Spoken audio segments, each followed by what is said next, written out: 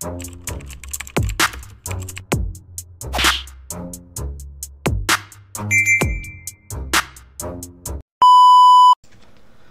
what's up mga kumag, I'm back ang inyong online judge. Walang iba kundi Judge Jinan. Okay guys, huling battle review natin sa event na to, Zoning 17. So kung i-check nyo sa channel natin, meron na tayong 6 na Zoning 17 dyan. Sunod-sunod po yan. So sa mga nagtatanong bakit huling battle na and 6 pa lang, yung dalawang battle po kasi dyan is isa buhay. So, antayin natin yung isa buhay battles dun sa Unibersikulo. So, yung EJ Power, Romano, then Surgenio, GL. So, antayin natin yun bago natin reviewin yung dalawang isa buhay dito sa Zoning 17. So, yung Slack 1 Raffian tsaka yung Vitrum G-Clown. Yun ba yun? So, yun, antayin natin bago natin ma-review. So, ito na yung pinaka-last na event, pinaka-last na battle na re-review natin sa event na to. Lipcram versus Serdeo. Then, after neto, balik muna tayo sa PSP. Yung tatlong battle sa PSP na hindi pa natin napapanood. Jonas versus Dodong Saipa tsaka Vincane. Yung matira mayaman na Lanceta. Sak, panoorin na natin yon. Then, yung may isa pang battle, Rapido, Damsa, panoorin na natin yun. So, right after this battle, yung bukas na re-review natin is PSP na. Okay? So, yun, sana matapos natin, sana mapagkasya natin sa month ng August yon, para by September is yung isa buhay, second round, Motus, yun pa. Tas yung mga gubat battles natin hindi pa natin na-review. So sana yun, marami pa tayong re-reviewin, kaya siguro matagal-tagal pa bago ko mabuksan ulit yung notebook natin para sa mga request nyo. Focus muna ako sa mga gusto kong battles na panoorin para at the same time ma-review natin. Okay, so ayun. Pagpapatuloy natin to. 'Di ba? Tayo na. Nakakatuwa lang kasi tuloy-tuloy pa rin yung natin, yung channel natin at dyan pa rin kayo. So, thank you. So, ayun, huwag natin patagalin to. Lipcram versus Serdeo. Umpisa na natin. Let's go. Yan. Zoning 17. Yan. Game! Game! Sa totoo lang, pinag-usapan na namin yung battle na to. Kaya di na ako nag-expect. Hindi rin naman ako boboto ng mga bobong hurado eh. Kaya hindi na ako nag-expect. Tinawagan niya ako kanina. Sabi niya, Day, naka-battle mode ako. Round 1, 2, at 3. Kaya hindi na ako nag-expect. Sagot ko na lang, eh di patunayan mo!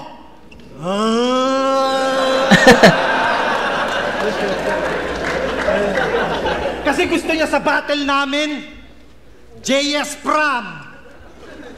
Yan ang kinikreate niya para wala na daw hassle at wala nang debate pa.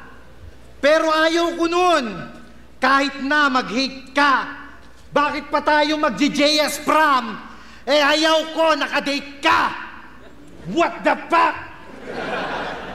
Kasi Serdeo versus Lipcram, yung matchup, hype na hype. Kasi easy win lang daw to. Kaya si Gago, like na like.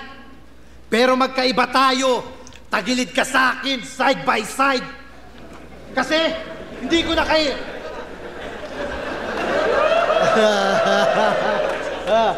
Kasi di ko na kailangan ng Facebook. Kaya ko magmaoy. Live na live!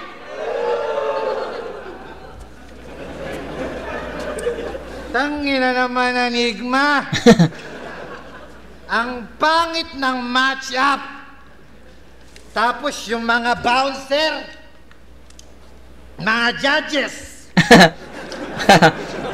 Sino pa yung mga pinapapasok mo dito? Pumapasok, walang paalam. Trespassing. Bawal yun! Tapos yung TF, ijijikas mo na lang. Tangina, bawal yun! Kaya tagay pa ng tagay hanggang masira yung karir. Ganito magmaoy Lipram, nagpupromote ng flip-top beer.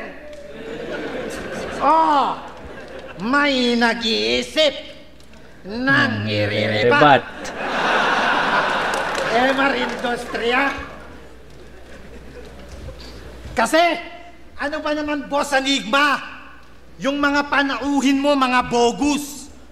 Dapat ginawa mo na lang tong Serdeo versus Motus. O di ba? At yan yung pinagkaiba natin. Talagang mapupuntusan pa. Kasi ako pag nagmaoy tangina, maguguluhan ka. Kasi binigyan ako ng kalaban na sanay daw sa patayan. Pangalan niya ay Lip, pues sanay to sa laplapan. Gago. Di mo ko matatamaan kung puro ka lang ambahan. Kung yung laban ay suntukan, yung punches ko pakiyawan. Kung gustong balagbagan, ngayon tayo maglabasan.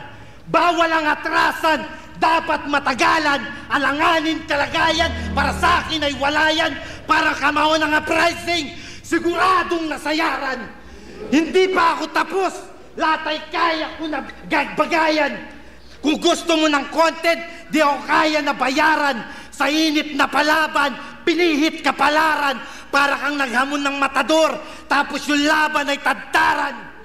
Ano? Hindi pa ako tapos. Lahat ay, hindi pa ako tapos. Ano? Sa mga taking mga tugmaan. Kaya kung iyayabang mo yung rhymes, wala nang dapat pag-usapan. Ginawa yung multi dahan-dahan, binaon tangan-tangan. Ano, itutuloy ko pa ba to? Isa munang palakpakan. Tatapak-tapakan, babanat-banatan, di nyo namalayan. Dinala ko na to sa kamatayan. Di na uso pang-asaran, mga rima pang sabayan. Mga buto magkakalasan, round 1 pa lang, tinapos ko agad yung kalaban. Ano? Palan! Okay, so okay. Yes, naka-multi. Pero hinanapan ko yun ng isang malakas na punchline para kay Lipcram. Pero props dun sa multi props dun sa multis ni Serdeo. Pero I think it's not that effective kasi inanapan ko siya ng punchline. Wala akong naramdaman na punchline doon para kay Lipcram. So ayun lang, sayang yun. Ang haba no setup niya pero yun.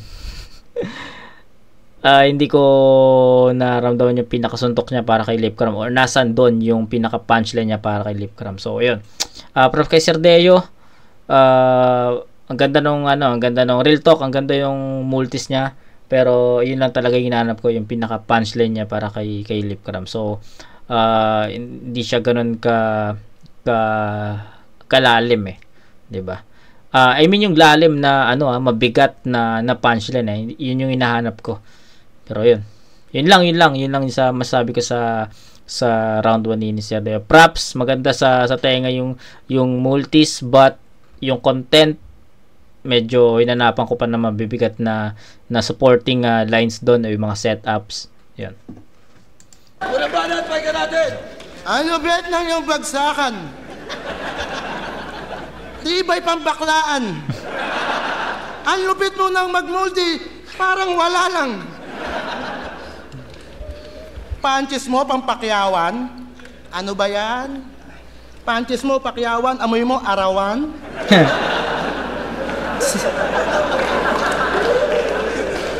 Alin sabi mo sa akin, JS? Ikaw nagsabi nun, di ba? Tang inang dumadayang puta. Kanino bang tito to? Arigato pa, we? Alam mo, kaya ka naglaseng ka, alam mo, machuchupa mo ko. Oh. Matagal ka ng lantad. Nalasing sa flip-top, palakpakan nyo, walang ambag. Ay na mo, ako pa ang muni mo inuman. Pasubuhin kita ng betlog, kanan lang. To. Selos ka naman. Sa'yo yung kaliwa. Natatakam ang puta. De, ulong na lang ni Kuya Kebs para malinis. Bagong ahit. Kulit ng banil mo, no?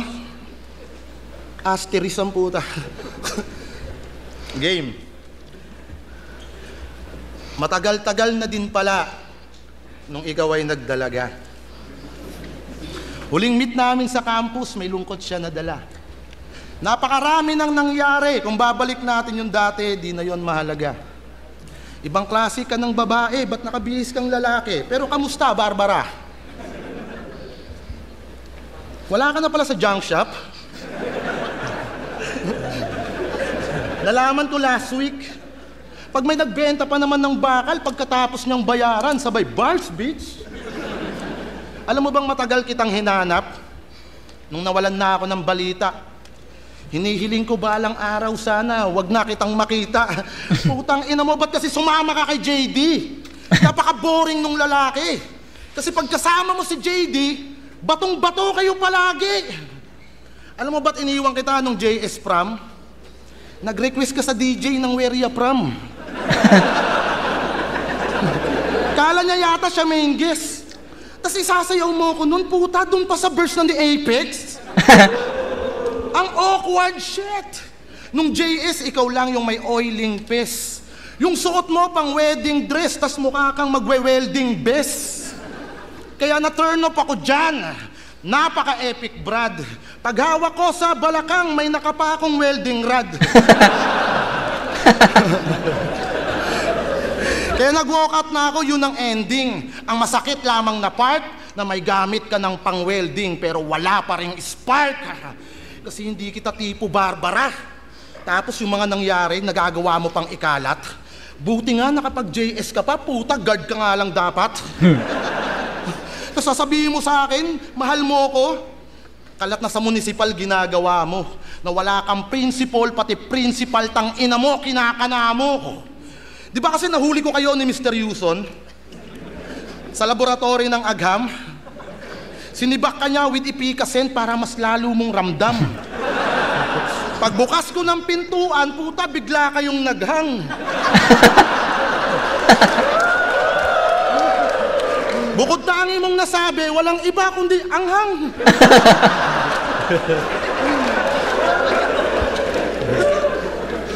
Tangina mo, sarap mong sipain gamit left hook. Ginawa nyo pang kondom, pati yung test tube. Nagpaswang din to kay Sendlook, tapos kay Plasma nagsisend nudes. Tangina, paano mo nahook si Sendlook? Eh, yung mga tipo nun maligno. Pero naisip ko siguro, baka sa sisid niyang Marina o di kaya kasi Guruto. Marina, maligno, Guruto. Tangina mo, Barbara! Pangalan pa lang, tunog pang insidious. Pag ganito itsura ng dalagita, di papatol kahit incubus. Gago. Tangina mo, napakahalay mo, amoy tae pa. San ka ba galing na bundok? Kung ako tatay mo, kahit babae ka, papangalanan kitang burnok. Kaya Barbara, di ka dapat sineseryoso, ikay aanin ng pintas. Ngayong muling nahanap mo ko, tsak wala ka ng ligtas. Sindayaw pa lang kita sa trip, huwag ka masyadong umindak. Hintayin mo yung 2 at 3 nang mamatay ka sa sindak. Kinang ina mo, mas crowded pa rounds ko sa'yo kahit ginago mo ko. Wala kang kwenta na kausap, hindi ka lalaki kausap, di ka rin babae kausap. Pukin ng ina mo, wala kang gender. Ganon mag-ender. Okay, so I think yung round 1, judge ko na lang siya as a whole. Kasi parang hindi rin to yung lip cram na ina-expect ko sa battle na to. Pero ayun, yung kay Sir Deon, nasabi ko naman na yes, props dun sa multis, pero hinanapan ko yun ng effective punchline para kay lip cram, pero hindi yun dumating, hindi yun lumitaw. So I think yung round 1 ni Sir Deo, bibigyan ko ng 7 points doon. flat para sa akin napaka-flat nung performance ni Sir Deo doon in terms of punchline. Medyo hindi ko hindi ko na napakinggan, hindi ko napanood yung kung naasan yung punchline doon. So ayun, yung medyo yun yung hinahanap ko sa round 2 ni Sir Deo. Pagdating sa round 1 naman ni Lip, napahaba yung mga rebuttals. Pero kahit set aside na natin yon, yung pagpasok ni Lipcram sa pinakasulat niya, okay naman yon. Pero i-judge ko na lang siya as a whole. Okay yung topics na inopen or binring up ni Lipcram dito, pero hindi na para isa-isahin yon. So as a whole na lang talaga. So mas naging effective si Lipcram dito in terms of jokes, no. Then hindi pa ganun ka nagdi-deep dive, di ba? Hindi pa ganun ka lalim yung mga pinupunto ni Lipcram dito, pero kita mo talaga na lamang siya sa mga jokes, especially sa jokes, no. Mas tumatatak. And ayun lang siguro, simpleng judgment lang sa both round 1 ng dalawang MC. Siguro self-explanatory na rin yung makikita nyo, eh. 'Di ba, sa round 1 self-explanatory na mas lamang talaga si Lipcram in terms of sa isang sa isang elements lang, sa isang elemento lang ng battle rap, yung pagkakaroon ng effective jokes. Mas mas dikit-dikit yung mga jokes ni Lipcram compare kay Sir Deo na yes, may mga jokes pero malala yung agwat, then yung iba naman hindi ganoon ka-effective. So yun lang. So it's a 9-7 in favor of Lipcram sa round 1. Sana 2 and 3 makarinig tayo ng mga mabibigat na bara ni Lipcram para kay Sir Deo. At kay Sir Deo naman sa 2 and 3 sana makabawi siya and mas maging litaw yung mga punchline niya against Lipcram. Galing. Sinasabi mo pa sa akin, ako yung nagsabi ng JS Pram. Putang ina, pakita ko sa iyo yung combo natin. Ha? Grabe to, balik ta rin mo pa ako. Diyan kayo magaling, kakapilosopo mo. Pasalamat ka, nag-usap tayo. Kung hindi, sasabihin ko dito lahat ng mga kalokohan mo. Sikat pa naman na babae yun. Issue! Hanggang doon lang, kasi nag-usap tayo eh. Round 2, game? Game. Kasi real talk, inaya talaga ako nito ng scripted na laban. Yun daw yung gagawin namin. Tanga, di ko na kailangan ng may topic. Iba yung pag-uusapan natin. Kasi gusto niyang tema sa laban namin, motor daw. Abay, grabe ka naman. Kinailangan mo pa ng motor para yung laban ay masakyan. Kaya sige, gawin nating wordplay yung naiisip mo, tol. Para magpasiklab tong Thunders, kailangan motor.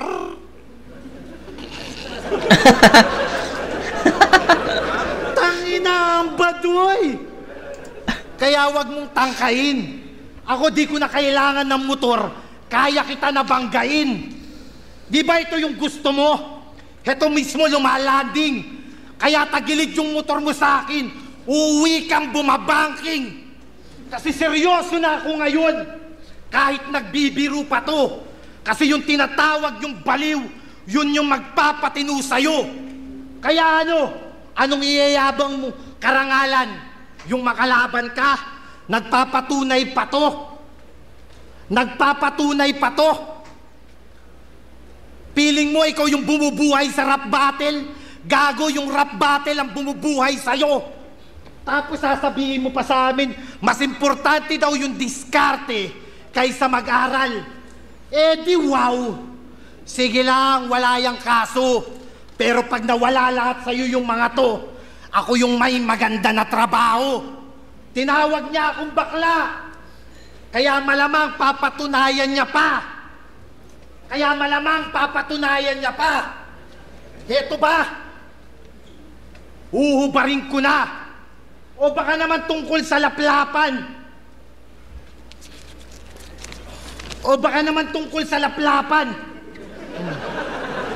Heto, akin na rin itatapon. Kasi ayaw ko na malasahan yung pait pa ng kahapon. O baka naman tungkol sa damit. Tapos tatawagin mo akong dugyot. Hindi ko na rin gagawin. Kasi yung sakit, nanunuot. O baka naman, oo, nagtimpla ako dati ng alak. At sa kalagitnaan, nag-iba. Oo, pasensya na kayo. Nagkamali ako ng timpla. Oo, nagpakita ako ng puwet. Yan ay aking tatanggapin. Nagpakita ako dati ng likuran, pero ngayon, kaya ko na yan naharapin. Kaya wag mo akong susumbatan. Wala yang pupuntahan. Wag mo akong huhusgahan, kasi ako na mismo ang naglinis ng mga dumi kong nakaraan. Parehas lang naman tayong maraming issue eh. May issue ka, may issue ako. Kaya huwag kang makikinig sa mga yan. Ang dami nilang sinasabi. Anong pakiramdam ngayon na yung tinatawag mong bakla, kinausap ka bilang lalaki? O di ba? Binago ko yung kulay. Nagkaroon ako ng sunod-sunod na panalo at nagpakita ako ng husay. Ayoko na nga gumawa ng mali eh. Kasi ako mismo ang patunay. Kaya anong silbi ng Lipram New Era sa Deo na nagbagong buhay? Okay, so ganun pa rin yung round 2 ni Sir Deo. Hindi ko napapabahin yung judgment ko sa round 2 ni Sir Deo. Ganun pa rin eh. So sobrang ano siya, hindi ko masasabing selfie bars yun kasi hindi ko alam, pero para sa akin hindi naman more on achievements yung inaano ni Sir Deo dito. Parang gumawa na siya ng ang ginawa ni Sir Deo dito is nilinis niya yung mga pwedeng gawing angulo sa kanya, gawing topic or reference sa kanya na yung sa mga past battles niya is ganun ginawa niya. So parang ginamit na niya sa sarili niya yon para kung sakaling gagamitin ni Lipram is mababawasan yung effectivity. So parang ganun yung ginawa ni Sir Deo eh. So parang nilinis niya lang na yung mga pagkakamali niya sa battle before, ginamit na niya mismo sa verses niya para kung sakaling may ganun mang angulo, ma-prevent niya yung mas mabigat na impact. Pero still, punchline for Lipram, hindi ko napansin, hindi ko nakita. Statements, more on statements talaga ang naging labanan. Statements ang naging panlaban ni Sir Deo dito. Na para sa akin is hindi ganun ka-epektibo, 'di ba? Lipram yung kalaban mo, kailangan mo ng mas mabigat, mas effective, mas madiin na mga punchline. Lipram yan, men. So yun lang. I'm not against Sir Deo. Gusto honest opinion lang. Yun lang yung mga nakita kong yun lang yung nakita ko sa performance ni Sir Deo at yun din yung mga kulang na napansin ko sa performance niya. So yun, Lipram. Sa Deo na nagbagong buhay. Fuck shit, di mo ako kinausap ng lalaki sa lalaki, kinausap mo ako ng bad breath. Pinangipin mo. Anong motor? Pauso. Palibasa yung motor mo, pinanguhulog mo SSS, pinanguhulog ni Damuho. Ano ba motor mo? Sususo? Tangina, nagdrama, no? Oo nga, sabihan mo umawi, nagdrama ba ako? Ha? Dahil ba sa kaya makakuha ng reaksyon? O dahil sa tubig? Kasi uhaw sa atensyon. Di ba? Hindi ko to ginagawa para lang magpa-hype. O dahil sa cord, para may connection pag nag-live. Putang ina, ang dami mong pinupulot. Basurero ang puta. Kaya pala yung amoy mo ang angas. Ano ba sabon mo? Likas payatas? Putang inang boring ang puta, naturingang komedyante, boring kalaban. Alam mo, Panot? Hindi ka na pala Panot. Hindi ako Panot pa nga, no? Kala ko si Luns. Uy, joke lang. Batiin na nga kami nun eh. Nabati mo ba yan? Akin naman. Susundot ka. Kawa. Game. Boss Arik, Diyos ko! Ano ba tong desisyon mo na to? At sino bang Hudyo yung nagpasindi sa'yo? Seriously? Deo versus Lipcram, nakitaan mo ng chemistry? Ganto pala pakiramdam pag natalo ka sa PSP? Natalo lang sa PSP, bumagsak na ako sa Kengkoy. Ang lame hoy! Mas downgraded pa yata to kaysa sa Game Boy! Tangin na binigay mo sa akin, Tamagotchi. Ito na ba bago mong alaga? Pero congrats, balita ko, trending yung Paris ni Diwata. Tangin na kasi Sir Deo ang puta. SD, ngayon sa akin matututo yung katulad mo na psycho aabutin tragedy. Kung yung GL nga naguro pagkatapos kung ma-micro nag-loss yung memory. Alam kong si JD yung kasama mong sumulat ng yung bara. Mapaalak man nung adik, hoy, wala kayong pag-asa. Di mo ko kayang mauga kahit may tulak pang kasama. Okay. Isang teacher tsaka adik, ang ina sila yung bestie. Isang guro na tagapagturo at nagtutulak ng meti. Sa mga estudyante mo, alam mo bang hindi yan healthy? Tipong graduating na sila, no? Napabarkada pa kay JD. Yung top student mo sa highest section, ka-session niya sa faculty. Pumapasok pa to, maaga pa sa flag ceremony. Tapos darating si JD brother, gaganto sa may pintuan. Magtataas pa yan ng banner, kita-kits daw sa pwestuhan. Paano pag nalulung siya ng tuluyan dahil kakabato? Pag nalobat, mangungutang, itcha-charge pa sa'yo. O kaya di mahumaling siya sa momay. Hindi sa ako ay hater. Tapos dun niya i-apply yung salita na pass your papers. Insensitibo na guro yung ipinoproject niyan. Puta di ko bet yan. Wala kang kakayahan to protect the innocent one. Ngayon mo sabihin tama kang gabay base sa pagiging teacher mo. Kung ikaw nagbanggit si Lipcram doon ng Momay tapos innocent one. So sa mga nakakilala kay innocent one, siya yung kalahati, no, ng kumanta ng Momay. Puta di ko bet yan. Wala kang kakayahan to protect the innocent one. Ngayon mo sabihin tama kang gabay base sa pagiging teacher mo. Kung ikaw mismo naglagay ng lason sa paligid mo, parang nagpastol ang putang di alam patutunguhan. Dahil may itim na tupa kang hinalo sa pastulan. Tapos naglalakad ka ng 8 oras, may bit-bit pa na pisara. Uy, ang solid mo pala.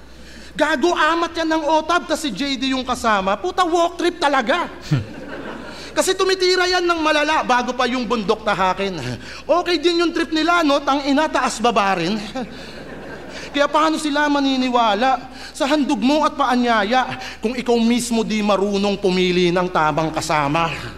Madaling lamunin ng dilim pagkarampot lang yung liwanag. Ang minsanang pagtikim nagiging hinahanap-hanap. Pag natutunang sagarin, lahat di na mababanaag. Di naman sa pangahamak, hinarap lang kita sa salamin gamit yung simpleng pambabasag. Okay, yung round 2 ni dito yung, ulitin ko lang, hindi ito yung ina-expect kong Lipcram sa battle na to. So kilala naman natin si Lipcram, no? Kung mag-construct to is pulido talaga. Hindi ko naman sinasabi na hindi pulido yung pagka-construct ni Lipcram sa battle niya kay Sir Deo, pero sa mga comparing, no, to his past battles, alam kong mas malakas Alam kong mas malakas yung mga past battles niya compare to this battle. So yan, hindi ko na rin iisa-isahin. Kay Lipcram pa rin naman yung round 1 kasi mas tumatama yung mga linya niya compare kay Sir Deo talaga na sobrang flat at hindi talaga umaabot kay Lipcram, no? Or hindi tumatama talaga kay Lipcram. Ayun talaga yung pinaka summary ng first 2 rounds ni Sir Deo, na kapag spit siya, kapag multi pa nga siya, diba? Multi sa round 1 na, pero inanapan ko pa rin ng effective punchline na hindi talaga tumatama kay Lipcram. Then sa round 2 ganun pa rin. Siguro nawala lang yung mga multis ni Sir Deo dito, pero yung punchline is hindi pa rin talaga umaabot kay Sir Deo. Kay Lipcram, sorry. Then kay Lipcram, maganda yung 1, maganda yung 2, pero as a whole na lang din. Hindi ko na rin iisa-isahin yung mga punchlines, pero ang masasabi ko lang sa performance ni Lipcram dito, yes, malinis, well constructed, pero hindi ko siya kayang ibigay ng perfect score kasi nag-expect ako ng mas malakas pa kay Lipcram. Tumatama naman yung mga punches niya, 'di ba? Effective naman yung mga angulo tsaka mga references niya against Cerdeo, pero may hinahanap lang ako na syempre kilala ko si Lipcram. Alam ko may mas malakas pa na form si Lipcram sa battle. So hindi to yung in-expect ko. So sayang. Pero kanya pa rin to, bigyan ko pa rin to ng 9-7 na score. 18-14, Lipcram. Hindi ko na isa-isahin, men. Masyadong mahaba. Kung isa-isahin ko pa, mas lang. Ang pinaka-summary lang talaga is mas kumokonekta si Lipcram dito against Cerdeo. Yun lang. Kita sa salamin gamit yung simpleng pangbabasag. Galing! Galing! Tangina, nagdrama ka rin eh. Tapos dinamay pa si JD, nagpapasulat daw ako. Gusto mo tawagin mo si JD, dalawa kayo eh. Ano? Nagpapasulat ako? Paano ako magpapasulat? Tangina niyan, malabo yung sinasabi mo, boy. Huwag kami. Ganyan. Ganyan, pilosopong-pilosopo.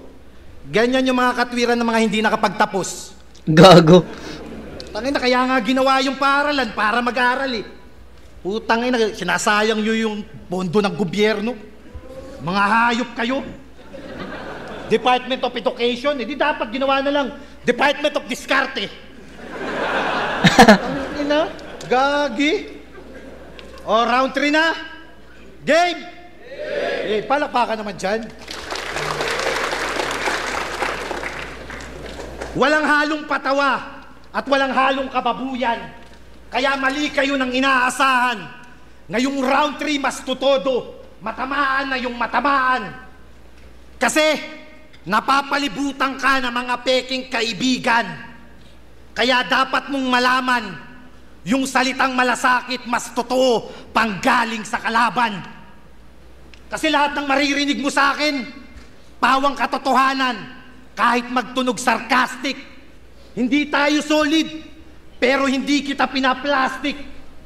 Kasi kung kaibigan kita, yung ginawa mo sa sunugan, hindi ako pabor. Kasi hindi ako papayag na isang kaibigan ko ay maging isang estapador. O sabihin na nating, naibalik mo nga yung pera, kaya yung puot mas lalong sumidi. Maibabalik mo nga yung pera, pero yung tiwala hindi. O di ba? Pati si Luni inaway. Talagang bahala na. Idol nyo to, kaya wag na kayong magpapabata pa. Kasi isipin ninyo, yung idol niya nga, tinalo niya. Kayo pa kayang mga tagahanga niya? Kaya ano, tapos sasabihin mo sa amin, kung wala kang issue, walang makakatalo sa'yo. Abay nagawa pa mag-angas. Abay nagawa pa mag-angas. Issue nga eh, kaya merong mailalabas. Ginawa mo yan, kaya dapat panindigan mo. Huwag kang manisi ng iba. Hindi ako katulad ng circle mo. Di kita bubulahin tangina. Kasi kung hindi ka nila mapagsabihan, pues itutuwid kita. Kasi real talk, kinukonsinti to ng mga tropa. Hindi mapagsabihan to. Hinahayaan ka nila sa pagpapakabibo mo. Kasi naturingang mga bayaw, pero walang nagawa nung iniwang ka ng pamilya mo. Oh, diba? Kasi pare-parehas kayong babaero. Kaya wala kayong natututunan. Yung mga nakasama mo sa inuman, yun yung mga napili mong kainuman. Tapos ikaw yung hangover, kaya ang sakit mo sa ulo. Oh, kala mo ha? O ano? Tapos pag may battle kayo, kala mo kung sino kayo. Pustahan dito, pustahan doon. Diyan kayo magaling. May nag-post pa nga nung nakaraan eh. 1K, tamang 10K. Eh di dapat ako nilabanan mo. Ang ganda ng performance ko. Mula nung bumalik ako sa flip top, Shaboy, J. King, Bagsik. Pwede na ako, Brad. 1K, tamang 10K. Kayan. Panay po na sa muta ng iba. Kala mo walang kagaguhan. Mga naturingan 3GS. Dapat inuunan nyo muna yung sarili nyong bakuran. Ano? Gusto mo makakita ng family picture? Nagpagawa ko ng tarpaulin. Kala mo hindi ko makukuha yung family picture nyo, ha? Kala nyo hindi ko makukuha yung family picture nyo, ha? Pero joke lang yon. Wala na ako pamilya na ngayon. Kala mo, picture ng anak mo at asawa mo, no? Hindi ko gagawin yun. May usapan tayo, eh. Kasi nagpapanggap ka na may depresyon. Tapos sa babae, nagpapakomfort, sabay niya papapuntahin. Sasabihin niya sa babae, kakausapin niya lang, pero bigla niyang kakantutin. Tangay na, sinong maluloko mo? Talagang nakakapagtaka. Yung depresyon, ginagawa niyang excuse. Para-paraan niya. Kaya sige, di ba? Mas magaling ka sa akin, halata naman eh. Mas magaling ka sa akin eh. Pero hindi kita aawatin. Pero pagbaba natin sa stage, sino yung mas masaya sa atin? Ano, hindi kita kalaban, hindi kita kakampi.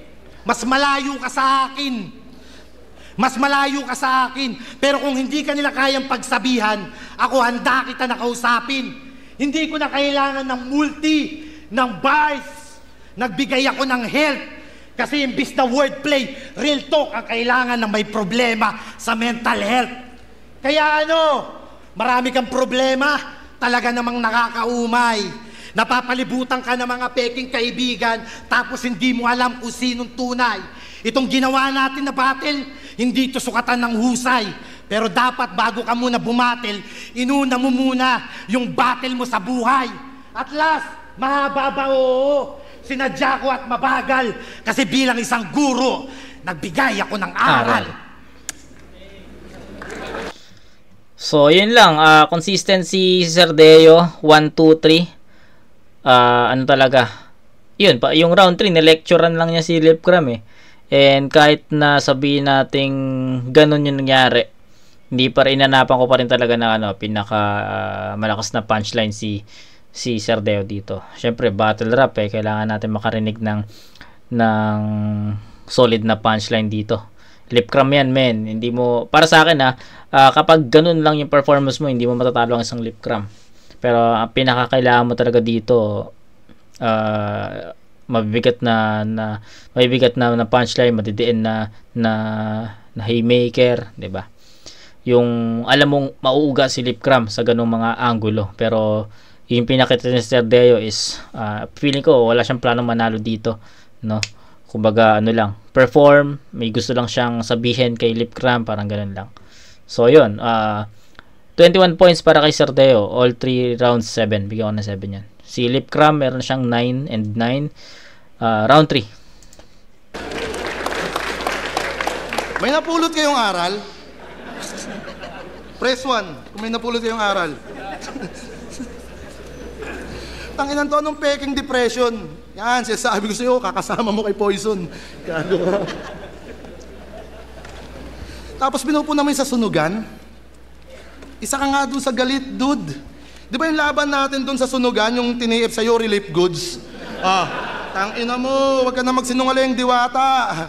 Bad trip ka kay Looney, ang hirap ibiyahin ng isang kaban, tas isang sakong dilata. Okay lang ina mo, nakaupo yung bagahe niya o siya nakatayo. Pati yung paaralan, sinisisi pa sa atin itong damuho. Alam nyo na nga walang ganong nag-aaral, turo kayo ng turo. Gagong mag-resign kayo. Pinipilit ba namin kayong turuan kami? Bobo pala to eh. Tangina mo ba kung ikaw yung teacher ko dati eh. Meh. Tangina, di ko in-expect na ganyang kabaw hininga mo. Hindi mabango. Amoy kabaong. Hindi, wala akong round 3. Kaya gusto ko na lang sulitin gabing to para sa katahimikan nyo. Gago. Ilang minuto na lang ako. Wala talaga ako nasulat na round 3. Pasensya na, Sir Deo, ha? Kaya, palakpakan natin si Sir Deo. Pero joke lang, putang ina mo. Naalala niyo yung blackout? Kung saan nag-champion si Marco Lacson, isa sa aming bayaw. At nagkaroon ng water station, tas nakiligo ka daw. Hanep naman. Ano ba yan, pares, sabaw? Naka-rash guard pa yan, tas naka-goggles pa daw. Kala pa naman ni Poison 13, magdadala ka ng galundon. Yun pala, dahon ng saging, kamatis, tsaka galunggong. Tangina na ito, nature trip. Pero seryoso, at real talk, lahat na yata ng kagaguhan ay ginawa niya na sa battle. Bakla-baklaan, baliw-baliwan, tas maguhubad siya after. May hampasan, may sakitan, nakipaglaplapan pa si brother, tapos biglang magpapaawa kapag ginamit mo na angle. Naging si Wednesday, nag-Squid Game, nakakatakot ka na sana. Biglang bayo, tas maghuhubad para tayo ay tumawa. Hindi lang horror tsaka comedy, may nudity pa nakasama. Pag napuna yung ginawa niya at nasaktan siya dun sa bara, lahat ng kanyang pinapalabas ay babagsak na lang sa drama. Okay. Ito'y para matuto ka, hindi sa ina-atyo ito. Kung madalas ka nang napupuna, may mali na dyan sa actions mo. Walang silbi lahat ng yan, pati yung million views tanga. Kung yung mga fans sa comment section, pinipetisyon ka na. Hindi naman bawal ang gumimik. Pero tignan mo, profesyon mo, baka sakaling matauhan. Alam niya pala na teacher siya, ba't gumagawa ng kababuyan? Naligo ng dugo, kumain ng tae, magpasalamat ka na lamang ng tuluyan. Kahit matagal ka ng may katok, pinagbuksan ka pa rin yan ng pintuan. Sige, ikaw na may lesson plan at may diplomang nakatago. Pero kailanman yung edukasyon hindi basihan ng pagkatao. Marami akong nakuwang lesson sa mga mali na nagawa ko.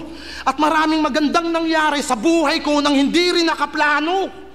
Ito ba yung puro pakulo, nagpaka-nerdo at kung umasta merong something? Dito sa punong guro ako yung chainsaw at ito'y illegal logging. Tang-ina, wala tong making. Rekta lahat kay teacher yan. Baka bigla kasing mag-trending, may umiyak na GL fan. Kasi yung estilo ko na making, ang daming nag-iyakan tropa. Nung si GL talo sa akin at hindi daw nakaporma. Puro Mac na lang ng Mac, pero durog yung may diploma. Mas lumutang aking rounds na parang floater ni Cardona. Kaya sigurado tong dikdik, pag mga bara kong bit-bit ay pang all out. Ito'y hold up lang lintik, lumaban man ikay ligpit sa aking old Glock. At yung sokong bibit-bit, yan ay tatawag sa incheck at magbo-voice out na siya'y wala nang ang pintig at mayroong tama raw sa dibdib na parang Boy Scout. Kaya sa pag-aakala mong ako ang iyong big break broken, dahil lang panalo'y akin ang steal, stall, stallment.